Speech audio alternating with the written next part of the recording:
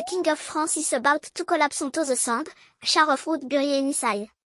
The strangest part, the exact way it dies was printed 4 years early, in 4 words nobody could decode at the time. I'll show you the precise in-depth description almost frame by frame. But first you need to know who this Lyon was. L'homme qui a écrit ces vers s'appelle Michel de Nostredame, que l'histoire retiendra sous le nom de Nostradamus. En mai 1555, à Lyon, il publie un recueil de 4 ans obscurs, les prophéties. Des centaines de strophes énigmatiques, sans date claire, sans nom propre. La plupart des lecteurs y voient du charabia mystique. Une seule de ces strophes va, 4 ans plus tard, glacer la cour de France. Le 4 porte le numéro 35 de la première centurie. Il dit ceci: le lion jeune le vieux surmontera, en chant bellique par singulier duel, dans cage d'or les yeux lui crèvera, de classe une, puis mourir, mort cruelle. Lu en 1555, c'est une suite d'images sans logique. Un combat singulier, une cage dorée, des yeux crevés. Personne ne comprend de quoi il parle. Arrêtez-vous sur le 3e vers, dans cage d'or les yeux lui crèvera. Une cage d'or qui crève les yeux d'un homme. À l'époque, l'image paraît absurde, presque grotesque.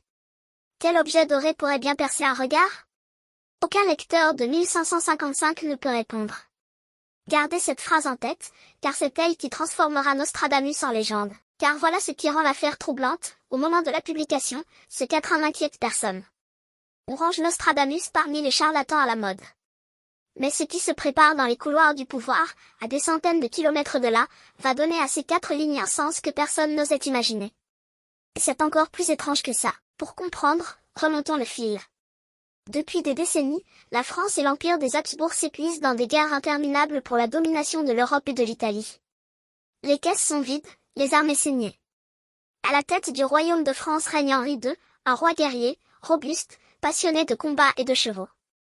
Et en 1559, après tant de sang versé, l'heure de la paix sonne enfin. Le 3 avril 1559, on signe le traité du Cateau-Cambrésis.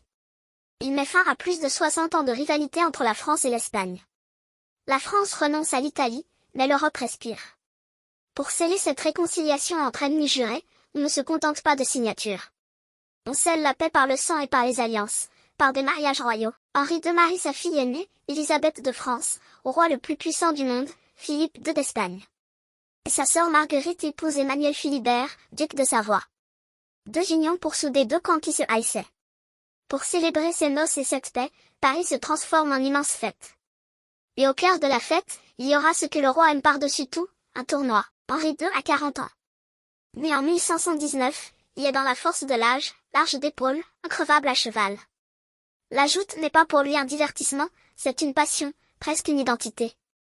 Devant sa cour, devant les ambassadeurs étrangers, il veut montrer qu'il reste le plus fort. Ce désir de paraître invincible, retenez-le, c'est lui qui va tout faire basculer. À ses côtés, 2 femmes. Catherine de Médicis, l'épouse, la reine, mère de ses enfants, fine politique et profondément superstitieuse. Et Diane de Poitiers, la favorite, de 20 ans son aînée, qui règne sur son cœur. Lors du tournoi, Henri II portera les couleurs de Diane, le noir et le blanc. Le roi de France entre en lice sous les couleurs de sa maîtresse, pas de sa femme. Le décor est planté rue Saint-Antoine, devant l'hôtel des Tournelles, en plein Paris. Des estrades, des bannières, la foule, la noblesse au grand complet. Pendant plusieurs jours, fin juin 1559, les chevaliers s'affrontent à la lance dans un fracas de bois et d'acier. Tout n'est que gloire, fête et chaleur. Personne, dans cette liesse, ne pense à un vieux recueil de prophéties publié 4 ans plus tôt. Personne, sauf peut-être une seule personne. Car la reine Catherine de Médicis, dit-on, est rongée par l'angoisse. Les astrologues l'auraient mise en garde, l'un d'eux, l'italien Luca Gorico, aurait conseillé au roi d'éviter tout combat singulier autour de sa 40e année. Catherine, elle, aurait fait un rêve terrible, son mari, le visage en sang. Et ce qui suit donne froid dans le dos. Nous sommes le 30 juin 1559. La chaleur écrase Paris. Henri II a déjà couru plusieurs joutes, et il les a brillamment remportées. La journée touche à sa fin, les lances peuvent être arrangées. Le roi est en sueur, fatigué, mais grisé par la fête et par les regards. Et c'est là qu'il prend une décision que rien ne l'obligeait à prendre. Il réclame une dernière course. Son adversaire, Gabriel de Montgomery, comte de Lorges, capitaine de sa garde écossaise. Un homme jeune, vigoureux, bien plus jeune que le roi. D'un côté, le souverain mûr de 40 ans, de l'autre, le jeune capitaine. Le vieux lion et le lion jaune, face à face, sans le savoir, dans l'arène. Le verre de Nostradamus se met en place. Montgomery hésite. Une première passe a déjà désarçonné à moitié le roi, et le jeune homme n'a aucune envie de recommencer contre son souverain. Mais Henri II insiste, presque comme un ordre. Catherine, depuis l'estrade, supplie qu'on arrête là. Le roi refuse. Il veut sa revanche, sa dernière course, devant tous. Attendez de voir ce qui se passe dans les secondes suivantes. Les deux hommes regagnent les extrémités de la lice. On rabat les visières. Henri II porte un casque doré, fermé, étincelant sous le soleil de juin. Les chevaux piaffent. La foule retient son souffle. Quelque part dans la mémoire de quelques courtisans flotte peut-être cette phrase étrange lue 4 ans plus tôt, dans cage d'or les yeux lui crèvera. Puis le signal tombe. Les deux cavaliers s'élancent l'un vers l'autre au grand galop. Le sol tremble sous les sabots. Les lances s'abaissent, se tendent vers la cible. Le choc est brutal, les deux armes frappent de plein fouet et explosent en éclats. Les chevaliers se croisent. Pendant une fraction de seconde, tout semble normal. Une joute violente, comme tant d'autres. Mais Montgomery a commis une faute fatale. Il n'a pas lâché à temps le tronçon brisé de sa lance. Au lieu de baisser son arme rompue, il la garde levée. Et la pointe déchiquetée vient heurter le casque du roi. La visière dorée se soulève.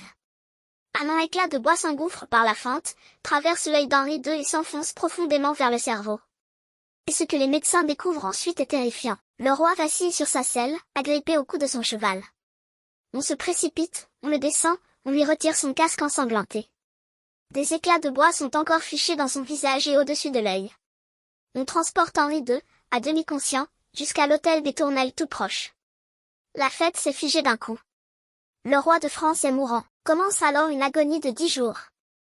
Les plus grands médecins d'Europe accourent, le chirurgien Ambroise Paré et l'anatomiste Andreas Vesal.